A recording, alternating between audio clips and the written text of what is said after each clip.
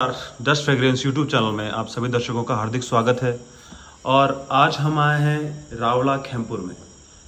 हम बात करने आए हैं शांतनु बना से, उनके पैशन के बारे में, प्रोफेशन के बारे में और यहाँ के एग्जॉटिक हॉर्सेस के बारे में बात करने के लिए। बात करते हैं हम शांतनु बना से, रावला खेमपुर। सब बताएं थोड़ा सा आपके बारे में। पहले तो आपके सभी व्यूवर्स को मेरा नमस्कार। और काफ़ी अच्छा चैनल चलाते हैं आप, मैंने देखे हैं कुछ अच्छे वीडियोस आपके। Thank you so much. तो मेरा नाम शांतनु सिंह है जी। ये हमारा नेटिव विलेज है खेमपुर जी। और 1628 से ये 1628 में जागीरी मिली थी हमको जी, जो अब एक हेरिटेज होटल है which is called as Rawla Khempur. तो दिस एक्सपीरियंस इज सो बहुत पुराना है, मतलब 1628 का वो सारा एक्सपीरियंस आपके अंदर है। So this place has been rewarded to my great grandfather, my our ancestors Khemraj Singh ji, जिनके नाम पे इस गांव का नाम है खेमपुर। Very nice. और तब से we have been here and my father converted our Rawla into an heritage hotel, जो अब रावला खेमपुर के नाम से है। कुछ काफ़ी फेमस कुछ हॉलीवुड फिल्म्स भी यहाँ शूट हुई है और एक अच्छा क्लाइंटेज है यहाँ का। और यहाँ पे हम हेरिटेज जो आपने जो हॉलीवुड मूवीज की बात करी, मैं जान सकता हूँ उसका नाम क्या नाम था मूवीज का जो यहाँ पे शूट हुई? एक तो थी the best exotic marigold hotel, बहुत फेमस ब्रिटिश कॉमेडी है। फिर एक उसका सीक्वल था।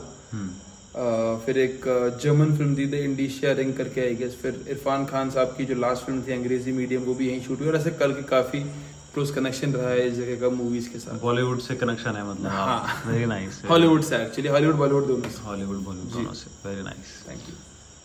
सो बात करते हैं हम हमारे कुछ हॉर्सेस के बारे में, जो कि हमेशा से लोग जानते हैं कि यहाँ पे किस तरह के हॉर्सेस रहे हैं, कौन कौन से हॉर्सेस रहे हैं मारवाड़ी घोड़ों में जब से लोग एक्टिव हुए हैं और जानने लगे हैं। उससे पहले की स्टोरी के बारे में मैं जानना चाहूँगा, जो कि अभी तक हाइड है, लोगों के सामने नहीं पहुंची है, कि क्या इन्फॉर्मेशन और क्या चीज़ें ऐसी जो लोगों के सामने अब तक नहीं गई है और हॉर्सेस के बारे में बहुत इंटरेस्टिंग रावला खेमपुर से जुड़ी है। देखो हमारा और मैं मेरी या हमारे फैमिली की बात नहीं कर रहा। जितने भी जो पुराने नोबल होम्स हैं जी, उनका रिश्ता घोड़े से एक मीन्स ऑफ ट्रांसपोर्टेशन से ज्यादा रहा है जी। Horses were the companions in the war zones. आज जब जंग में जाते हो तो आपका साथी आपका घोड़ा उसके आगे they have always been a part of our spiritual journeys also. मैंने इसको, ये बहुत डिवाइन है सर। इस टॉपिक पे ये स्पेशल टॉपिक है और इस बारे में आपसे स्पेशली बात की जाएगी। बट मैं चाह रहा हूँ कि एक कुछ इस तरह की स्टोरी कुछ बताई जाए पिछले। मैं उसी पे आ रहा हूँ। हमारा जो इस मारवाड़ी घोड़े से जो कनेक्शन है। फिर 1628 के बाद से कभी भी इस रावले में ऐसा टाइम नहीं था जब यहाँ पे घोड़े नहीं थे। ओके, कंटिन्यूअसली घोड़े हमेशा ऑलवेज हैड हॉर्सेस।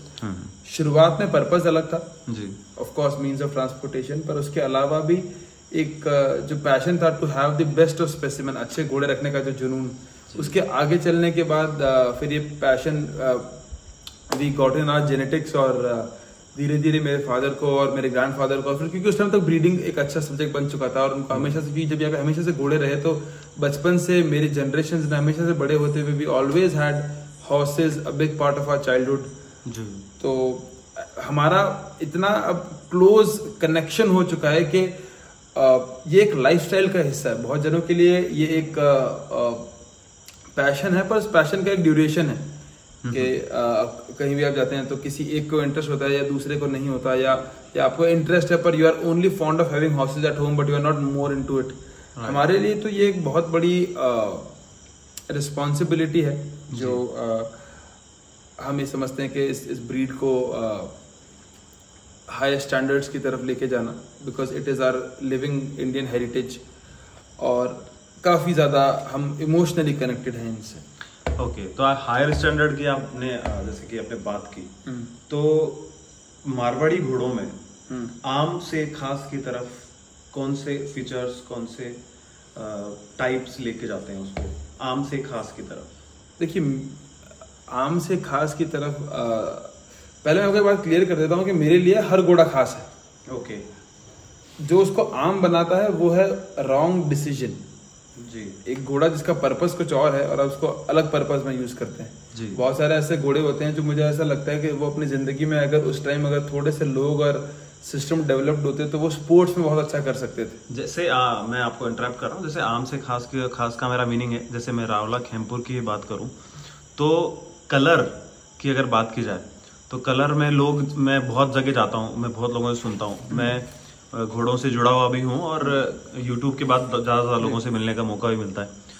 तो आजकल रुद्राक्ष का जो कलर है वो स्पेसिफिक लोग अंडरलाइन करने लगे हैं कि ये रुद्राक्ष वाला कलर है। साहब ये कलर कौन सा है? कोई भी घोड़ा बाहर निकल के आया तो ये कलर कौन सा है, तो उसको कुमेद या चेस्टनट या कोई भी उस नाम के बजाय उसको बोलते हैं ये रुद्राक्ष वाला कलर है। तो ये इस लेवल पे चीजों को लेके जाना तो आम से खास बनाता है चीजों को, कि आपने उसको एक ब्रांड बना दिया रुद्राक्ष को। तो उस तरीके से मैं आपसे पूछना चाह रहा हूँ कि ज्यादा रुद्राक्ष की बात है तो मुझे ऐसा लगता है कि आपके पास कोई भी घोड़ा है वो कितना भी सक्सेसफुल है अपने ब्रीडिंग जर्नी के अंदर या एज अ स्पेसिमेन अगर वो बहुत जनों को इंस्पायर करता है तो उसका पहला क्रेडिट जाता है उसके ब्रीडर को जी। तो will start with the start कि मैं सबसे पहले मैं और मेरी पूरी family we are very thankful for Anand Singh ji. वो मेरे मेंटोर भी हैं और he is also my constant guide. मेरे ग्रैंडफादर मेरे फादर के बाद अगर मुझे सबसे ज्यादा अगर जो सपोर्ट और मोटिवेशन है इमोशनली भी तो ही आनंद सिंह जी खेलवा and is actually a guide जिनसे आप बहुत कुछ सीख सकते हो घोड़ों से आगे भी, मतलब इन लाइफ ऑल्सो। तो first of all I am very thankful to him कि उन्होंने he trusted our home and he gave Rudraksh to Khempur. Second, जहां तक कलर की बात है, मेरे लिए कलर बहुत बड़ा चैलेंज नहीं है ब्रीडिंग में। देखो बहुत सारे ऐसे लोग होते हैं जो कलर को एक अच्छी इंपॉर्टेंस देते हैं, जिनके लिए शायद काला घोड़ा या पट्टा होना या पंच कल्याण या कुमेत या what ever is a priority. मेरे लिए प्रायोरिटाइज करने की जब बात आती है तो वो शायद कलर मेरे लिए प्रायोरिटी नहीं है। मेरे लिए घोड़ा खुद कैसा है प्रायोरिटी। सेकेंड ऑफ ऑल, जब रुद्राक्ष के रंग की बात कर रहे हैं तो रुद्राक्ष वाला रंग वैसे बहुत रेयर है। मैं बताता हूँ आपको, चेस्टनट एक बहुत वाइड कलर है। चेस्टनट में आपको बहुत सारे शेड मिलेंगे। जो रुद्राक्ष का कलर है इज डीप रेड चेस्टनट। आप अगर देखो पिनाक जो इसी का बेटा है मेरे पास है, उच्च शर्वा, आप देखो इनके रंग अलग हैं। They are liver chestnut. ये जो रुद्राक्ष में है it is deep red chestnut, क्योंकि आपको इसके बॉडी में एक रेड श्रीन दिखेगी जब ये कभी सनलाइट की ओर नीचे आता है। you'll find a red metallic sheen जो बहुत रेयर है, but it is considered as a good genetic sign. तो we are glad that he's having this color। ठीक है, तो हम वापस से उसी सवाल पे आते हैं और आपसे मैं जानना चाहूंगा कि आम से खास कैसे आप स्पेसिफिक करेंगे उन शब्दों को। हालांकि आम से खास का एज सच कोई मेरा मोटिव शुरुआत से कभी था नहीं कि मुझे एक घोड़ा I have to make him stand out of the crowd just because for the sake of making him stand out of the crowd। मेरे लिए important ये है कि मैं जिस घोड़े से ब्रीड कर रहा हूँ, मैं एक घोड़े से या मेरे स्टड फार्म से how and what can I contribute the more towards the breed। तो मैं ये आम और खास के इन चक्रों में ज्यादा पड़ता नहीं हूँ। मेरे जैसे अगर मैं आपको एक एग्जांपल बताता हूँ, मैं आपको किस्सा सुनाता हूँ। जैसे ग्रेड के अंदर था मेरे पास एक घोड़ा, बहुत अच्छा घोड़ा था, still one of my favourite horses. तो एक पॉइंट आया, बिकॉज एक पॉइंट हर ब्रीडर के लाइफ में ऐसा आता है जहाँ पे आपको उस घोड़े से पार्ट वेज करने पड़ती है। To part your ways away with that horse. आपको देना पड़ता है या आपको उसके लिए सही घर दूसरा ढूंढना पड़ता है। तो वो जब टाइम आया, तो जब गैमदर गया तो मुझे बहुत जनों ने ऐसा कहा कि काला घोड़े की बहुत वैल्यू है कमर्शियल मार्केट में। तो बोले कि आपके पास ब्लैक स्टैलियन था, आपने दे दिया, आपके पीछे कोई काला बच्चा भी नहीं है, रुद्राक्ष और हैग्रीव है, ग्रे है, चेस्टनट है। पर मैंने कभी, मेरा फोकस ग्रे और चेस्टनट नहीं, मेरा फोकस कैरेक्टर है। राइट। देखो कलर लाना बहुत आसान काम है। हो सकता है अगर मैं रुद्राक्ष से काला नहीं पैदा कर सकता, मैं काली घोड़ी से इसका कुमेद बच्चा पैदा कर दूंगा जो अपनी जिंदगी में आधे काले बच्चे देगा। कलर आप बहुत रैपिड चेंज कर सकते हो, आप कैरेक्टर चेंज नहीं कर सकते। मतलब मेरे को रुद्राक्ष को काला करने में 1 जनरेशन लगेगी, पर आप कोई भी रॉ घोड़ा इमेजिन कर लो आपके दिमाग में, जो बहुत बहुत रॉ है, गर्दन कान मुंह से, उसको मुझे रुद्राक्ष बनाने में कितनी जनरेशन लगेगी। राइट। बिल्कुल सही बात है। यस। तो मैं एक चीज जानना चाहूंगा कि आप बाकी दूसरे जगहों से रावला केम्पुर कैसे डिफर करता है, क्या SOPs हैं रावला केम्पुर की? देखिए, हमारे इस रावले की सबसे बड़ी जो एसेट है, जो मुझे थोड़ा सा अपने डिफरेंट वे में काम करने की अलाउंस है, और जो मेरा एक बहुत बड़ा विजन है जी, तो उसके पीछे जो सबसे बड़ा रीजन है वो है मेरी फैमिली हिस्ट्री जो घोड़ों के साथ की। आई कम फ्रॉम अ फैमिली, मैं एक ऐसे बैकग्राउंड से आता हूँ जहाँ पे मैंने ये चीजें बहुत माइन्यूटली बचपन से देखी। मैं कोई एक इंटरेस्टिंग किस्सा सुनाता हूँ। जब मैं 6th स्टैंडर्ड में था, राइट, तो मेरे फादर ने, बिकॉज उनको ऐसा था कि क्योंकि television is also a very big mind diverter of a lot of kids, तो माय फादर रिमूव टेलीविजन। उन्होंने 6 जब मैं 6th क्लास में था तो उन्होंने घर से टीवी हटा दी थी, because he didn't wanted us to involve very much. तो इसलिए मैंने मेरी जिंदगी में कभी बचपन में आई डोंट रिमेम्बर कि मैंने कभी वीडियो गेम्स खेले हैं, मैंने कभी बहुत ज्यादा, कभी मैं किसी कार्टून का फैन रहा हूँ। तो मैं हमेशा मेरी छुट्टियां मैंने यहाँ स्पेंड करी है, और आई थिंक उसी का रिजल्ट है कि I am very connected to them. मेरे लिए ये मेरा पैशन है, और बहुत ये एक ऐसा पैशन है मेरे लिए जो मुझे बहुत मोटिवेट करता है लाइफ में, इंस्पायर करता है। एक ऐसा पैशन है जो आपके अंदर एक स्पिरिट जो कहते हैं वो बहुत ज्यादा आपको देता है। तो मेरे लिए it is this experience of being with horses is on another level. Okay. Yes. So एक ऐसी स्टोरी जो कि आपसे पहले या आपके साथ आपके एंसेस्टर्स की भी हो सकती है वो, और आपके समझदार होने के बाद भी हो सकती है, बताएं आप ऑडियंस को कि आप गूज़बम्स वाली स्थिति आपकी हो जाती है, वो ऐसी कोई स्टोरी जो कि घोड़ों से जुड़ी हुई है। और आप देखो, मेरे जो इंसिडेंट रहे हैं जानवरों के साथ वो बहुत, देखो सर क्या होता है ना, कितनी बार तो ऐसे मूवमेंट्स होते हैं जिनको आप बोल के वो एसेंस नहीं ला सकते हो जब आप उस मूवमेंट में खुद होते हो। राइट। बहुत सारे ऐसे किस्से होते हैं जब आप राइड पे जाते हो, जब आप किसी घोड़े के स्टेबल में खड़े होते हो, आपको जेन्युइनली एक कनेक्शन फील होता है। आपको सच में फील होता है जब आप बहुत डीपली मेंटली और इमोशनली कनेक्ट हो जाते हो जानवर से। आप एक लो फेज में चल रहे हो लाइफ के, आप एक स्टेबल के अंदर जाते हो, आप घोड़ों को पेट करते हो, जब आप पास में जाते हो तो आपको सच में ऐसा लगता है कि देयर इज अ कंपेनियन जो समझ रहा है मेरे इमोशन को। यही खूबसूरती है घोड़ों और इंसान के, और ना घोड़े ही नहीं, अब कुत्तों को ले लो, आप अब गायों को ले लो, यही खूबसूरती है इस बॉन्ड की कि आपको एक्सप्रेस नहीं करना पड़ता और वो सब समझ जाते हैं। तो आई थिंक इससे बड़ा स्टेटमेंट हो नहीं सकता मेरी लाइफ में इसको डिफाइन करने के लिए। परफेक्ट बात है। फिर भी कोई स्पेसिफिक कोई ऐसा कोई यार अभी इंसिडेंट या कोई स्टोरी आपके ग्रैंडफादर ने आपको सुनाई हो? ऐसे तो बहुत सारी स्टोरीज है, तो कोई खास, बस उसमें से एक खास। बस वही टेंशन है कि मैं कोई खास डिफाइन नहीं कर पा रहा हूँ, क्योंकि मेरे लिए सभी बहुत स्पेशल है। पर फिर भी मैं आपको जैसे मेरे जो हमारे पास एक घोड़ा है हैग्रीव करके, इसकी डैम थी हमारे पास एलिजा करके। She was one of the best fillies out of, she was one of the best mares out of Sultan. मतलब ऐसी घोड़ियां आप देखने में भी नहीं है। Very massive mare, very high height carrier, और बहुत अच्छी घोड़ी थी। उसकी माँ उससे भी अच्छी घोड़ी थी, एक परी करके उदयपुर में घोड़ी थी। तो मेरे फादर हमेशा एक किस्सा कहते हैं कि एक ट्रू मारवाड़ी घोड़े की जो एक जो लॉयल्टी है, a definition of a true loyal horse is also reflected through the actions के। मेरे फादर कहते हैं कि जब मैं कितनी बार ऐसा था कि एलिजा बहुत स्पिरिटेड घोड़ी थी, वो जब आप उस पर राइड करते थे तो आपको ऐसा लगता था कि you are genuinely riding a war horse, he was that spirited. उससे कुछ ट्रेड थे कि वो कभी भी अगर बाकी और भी घोड़े साथ में चल रहे हैं तो सबसे आगे लीड करती थी, वो घर आते रहे बहुत स्पिरिट हो जाती।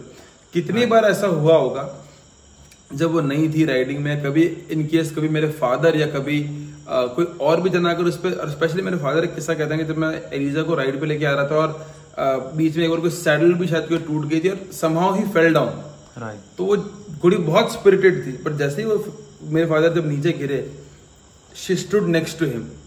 उसने वेट किया, वो फिर से खड़े और फिर से mount, and then she again showed that spirit. तो आप देखो कि ऐसा अमूमन क्या होता है ना कि स्पिरिट को लोग गलत समझते हैं। बहुत सारे लोग कंफ्यूज हो जाते हैं एक स्पिरिटेड घोड़े में और एक बदतमीज घोड़े में। बदतमीजी एक आदत है, तेज उसका स्वभाव है, समझ रहे हैं आप। तो तो आप वो मेरे लिए किस्सा बहुत इंपॉर्टेंट है, एक घोड़े के कैरेक्टर को दर्शाता है वो जो राइडर के माउंट करने के बाद जो उसका स्पिरिट है, उसका कैरेक्टर इन शॉर्ट नेगेटिव मतलब एक्टिव होना किसी घोड़े का नेगेटिव सेंस में नहीं जाता है। बिल्कुल। देखिए अगर वो घोड़ा स्वभाव में तेज है और आप उसे कंट्रोल नहीं कर सकते तो शायद वो आपकी पर्सनल प्रॉब्लम है। पर जो लोग ऐसा कहते हैं ना मेरा घोड़ा बहुत सीधा है, गाय जैसा है, पूंछ पकड़ के ऊपर चढ़ जाता हूँ मैं, तो गले में झूल जाता हूँ पैरों की, ये एक बहुत वाव करने वाली बात है नहीं जो मुझे लगता है। वैसे क्यों नहीं है कि ये एक हॉट ब्लडेड वॉर हॉर्स है। पुराने जमाने में ऐसा कहते थे मेरे दादा कि जैसे इस हैग्रीव की माँ भी थी एलिजा, कुछ ऐसी पुरानी घोड़े थी जिनको आप यंग डेज में जब आप उन घोड़ियों को देखते थे आप उन्हें किसी पेड़ के बांध दोगे दूसरा था कि उसे खोल नहीं सकता है। अब ये क्या है, आज अगर आपकी कार है आपने उसे पार्क करी तो जब आपके पास चाबी तो no one can unlock the car, just like the horses. वो घोड़ियां किसी और को अलाउ ही नहीं करती थी, वो इतनी लॉयल थी अपने मास्टर्स को लेके। तो जो मुझे ऐसा लगता है कि जो बहुत इजी गोइंग एनिमल्स होते हैं वो कहीं ना कहीं एक कैरेक्टर धीरे धीरे लूज करते जा रहे हैं। वो कैरेक्टर उनकी ब्रीड का कैरेक्टर है जो गलत नहीं है। बदतमीज घोड़ा वो होता है काट रहा है, लाते दे रहा है, कोई आसपास नहीं आने दे रहा, वो बदतमीजी है। तेज घोड़ा वो नहीं होता कि जो आगे किसी जब वो आता है बाहर उसके बिहेवियर में, उसके एटीट्यूड में, उसकी प्रेजेंस में आपको उसके कैरेक्टर का पता पड़ता है कि ये कितना अलर्ट है घोड़ा। Presentation should be alert. Presentation is all about being alert. Right. So Hayagriva के बारे में एक बार आपने एक स्टोरी मुझसे शेयर की थी, थोड़ा सा उसके बारे में बताएं कि आपके ग्रैंडफादर मानते हैं ऐसा कि हैग्रीव का आना कुछ पास्ट एक्सपीरियंस से हाँ, तो मैं आपको एक इंटरेस्टिंग किस्सा सुनाता हूँ यार। ये मतलब जब आप मुझसे कहानी पूछ रहे थे इंटरेस्टिंग वो आई गई थी। That's why I asked. तो हैग्रीव हमारे यहाँ पैदा हुआ था। तो जब हमारे यहाँ हैग्रीव पैदा हुआ था फिर हम यहाँ से ये रणसी गांव गया था जी। श्री सवाई सिंह जी के पास जो कि एक आज हमारे कंट्री के एक बहुत रेस्पेक्टेड और रेप्यूटेड ब्रीडर हैं, उनके पास गया था। फिर उनसे वो फिर से यहाँ आया था खेमपुरी। We got him back. जिस टाइम पे सवाई बना के पास शायद काला कांटा आ गया था, ये यहाँ रहा, फिर ये यहाँ से फिर से कहीं गया, फिर से। तो ये 3-4 बार इस घर में आया गया। और आई थिंक अब ये चौथी बार आया है और अभी परमानेंट रहने के लिए आया है। क्योंकि देखिए क्या था कि मैं आपको थोड़ा सा मतलब ऑफ द टॉपिक जाके बताता हूँ। मेरे ग्रैंडफादर बहुत पैशनेट है, मेरे फादर भी बहुत पैशनेट है। और ये तब की बात है जब मेरे फादर उदयपुर में थे। He was running a hotel. हम दोनों छोटे थे, मैं और मेरा भाई। तो मेरे ग्रैंडफादर ने पे अकेले थे। We were already having a styling great gambler. तो फिर इसे 2-3 बार हमें इससे थोड़े रास्ते दूर करने पड़े। पर अब ये लकीली फिर से आया। तो मेरे ग्रैंडफादर कुछ दिनों पहले की बात है, तो मैं आपको उसका एक किस्सा याद दिलाता हूँ। जो एलिजा थी हमारे पास, हैग्रीव की माँ, वो 17 साल रही हमारे पास। पर एलिजा की माँ जो थी परी, वो मेरे फादर और मेरे ग्रैंडफादर, मतलब मैंने उसको देखी, मुझे बहुत रॉ विजुअल याद है। उसका ढंग से मुझे याद नहीं है पर मुझे याद है मैंने उससे एक बार देखी। I was very young। और मैंने उसे यही देखी है खेमपुर में। तो परी क्या हुआ था कि मेरे दादा और मेरे ग्रैंडफादर और मेरे फादर तो ये हमेशा इनका ये कहना है कि हमने, और जिन ने मतलब जिन लेजेंडरी ब्रीडर्स ने उस घोड़ी को देखी है, श्रीमान जोत सिंह जी नारली हो गए या राजा भूपत जी हो गए और बहुत सारे ऐसे, भूपत सिंह जी हो गए, ऐसे बहुत सारे ऐसे लेजेंडरी लोग हैं जिन्होंने उस घोड़ी को देखी है। And they always till the last time उन्होंने बोला कि ऐसी घोड़ी नहीं देखी हमने यहाँ पे। She was that good as a mare. और मेरे ग्रैंडफादर को बहुत पसंद थी वो। और हर नेम वाज, उसका नाम परी था। हाँ, ठीक है, परी नाम था उसका। और मेरे ग्रैंडफादर के पास एक उदयपुर जाने का बहाना था ये कि चलो आज उदयपुर आए तो परी को देख के आएंगे। तो उनका जो मैनिफेस्टेशन था अपने घर पे परी जैसी घोड़ी होने का, तो आप देखो उसकी बेटी आई पहले एलिजा, फिर उसकी एक बेटी और आई हमारे पास जो फिर मेरे दाता और है, मेरे ग्रैंडफादर के कजन है, उनके पास रही, रूबी नाम था उसका। तो परी के लास्ट टाइम में क्या हुआ कि परी पठान साहब जो उसके जो रेस्पेक्टेड ओनर थे, पठान साहब ने दाता को एक बोला कि अब ये बुढ़ी हो गई है। और मेरे दाता का मन भी था तो उन्होंने बोला कि ये अपनी एक स्लैंग होता है ना, जैसे आप क्या ना, ये अपनी बेटी के पास जाना चाहती है। एक हिंट होता है कि अगर आप चाहो तो आप उसको सेवा करने के लिए। मेरे ग्रैंडफादर का बिल्कुल क्लियर विजन था कि उन्हें पता है कि ये घोड़ी बच्चे नहीं दे सकती, बहुत बुढ़ी है, इसकी सेवा करनी। तो जब 20 दिन यहाँ रही हमारे पास, उसकी जिंदगी के आखिरी दिन, तो मुझे याद है मेरे ग्रैंडफादर उसे खुद अपने हाथ से दाना देते थे, खुद अपने हाथ से दूध पिलाते थे, सुबह उठ के भी उसी के स्टेबल में, रात को सोने से पहले भी उसी के स्टेबल में से आते थे। तो बहुत वो 20 दिन, वो मेरे ग्रैंडफादर कहते हैं कि वो मेरे लाइफ के मेमोरेबल 20 दिन है। अभी मेरे grandfather is somewhere around 80 years, और वो कहते हैं कि मैं मेरे लाइफ के कोई अच्छे जो दिन है उसमें से वो दिन भी मानता हूँ जहाँ मुझे परी की सेवा करने का मौका मिला। ब्यूटीफुल। फिर वो यहीं छूटी और इसी खेमपुर की धरती में फिर उसको दफनाया गया। अब देखो उसी की वजह से आज इतने साल बाद हैग्रीव फिर से आया, कट्टू जो उसका ग्रैंड सन है मैटरनल साइड से, और आज हैग्रीव ऐसे बच्चे पैदा कर रहा है। आपने आज ऐरावत देखा होगा, हाँ, और उसकी 2-3 बच्चियां भी है हमारे पास। तो ये जो बच्चे हैग्रीव दे रहा है या जो ये बच्चे आ रहे हैं, इसमें सिर्फ हैग्रीव का ही कंट्रीब्यूशन नहीं है, एक बहुत पुरानी एक हिस्ट्री है जिसका एक बहुत स्ट्रॉन्ग इमोशन रिफ्लेक्ट होता है इन चीजों में। मैं इसको बहुत डीपली मानता हूँ, हो सकता है कोई लोग नहीं भी माने, और हर इंसान का अपना सोच है, हर इंसान की अपनी अलग वो है। वेरी कनेक्टिंग और बहुत ही टची स्टोरी है ये। और ये स्टोरीज जो हैं ये बिलीव पे डिपेंड करती है। जिन लोगों का बिलीफ उस तरह का है वो मानते हैं, और जिन लोगों का नहीं है उनका हम कुछ भी नहीं कर सकते, उनका अपना अपना ओपिनियन है। सो मैं भी कहीं ना कहीं सेम ऐसा ही इमोशंस रखता हूँ, तो मैं कहीं ना कहीं उसको कनेक्ट कर पा रहा हूँ बात को, बहुत ही इमोशनल और टची है। सो बहुत सारे लोगों को पता है कि हैग्रीव की पेडिग्री क्या है, बट बहुत सारे लोगों को नहीं भी पता है। लोगों को पता है हैग्रीव है और खेमपुर में है, बट पेडिग्री क्या है तो वो थोड़ा सा प्लीज। हैग्रीव की माँ का नाम था Eliza, she was a very strong and big mare out of Sultan की बेटी थी। उसकी जो माँ थी परी करके, जो अभी अपन जिसकी बात कर रहे थे, परी बाजी घोड़े की बेटी थी। एक जाकोड़ा, बाजी जाकोड़ा एक बहुत फेमस घोड़ा था जो जिसने एक बहुत फेमस घोड़ी भी दी थी, अगर आपको पता हो तो, रंग चढ़ाव करके। आई थिंक महुआ कलर का घोड़ा, महुआ कलर का। तो बाजी की बेटी थी परी की बेटी थी एलिजा, और सायर साइड से इसका सायर था भूतनाथ। भूतनाथ की माँ फिर से थी राज श्रृंगार की। भूतनाथ का जो सायर था ही वॉज अलेक्जेंडर। और इसमें अच्छा मतलब he is a product of a very good genetic makeup. आप देखो भूतनाथ की माँ से इसको राज श्रृंगार है, इसकी खुद की माँ सुल्तान की है, उसकी माँ फिर से जाखोड़े वाले की, तो जाखोड़ा सुल्तान राज श्रृंगार, अच्छा कॉम्बिनेशन है इसके अंदर। तो हिज सायर इज भूतनाथ। और Bhootnath was out of Alexander और मैटरनल साइड से मैंने बता ही दिया। Right very nice. तो वेरी स्ट्रॉन्ग ब्लड लाइन जो कि ब्यूटीफुल बॉडी स्ट्रक्चर मेंटेन करते हैं अपने अंदर, खूबसूरती मेंटेन करते हैं, जो कि हम विजुअल्स में दिखा रहे हैं आप लोगों को। हैग्रीव और हैग्रीव के कुछ बच्चे, उसके रिजल्ट्स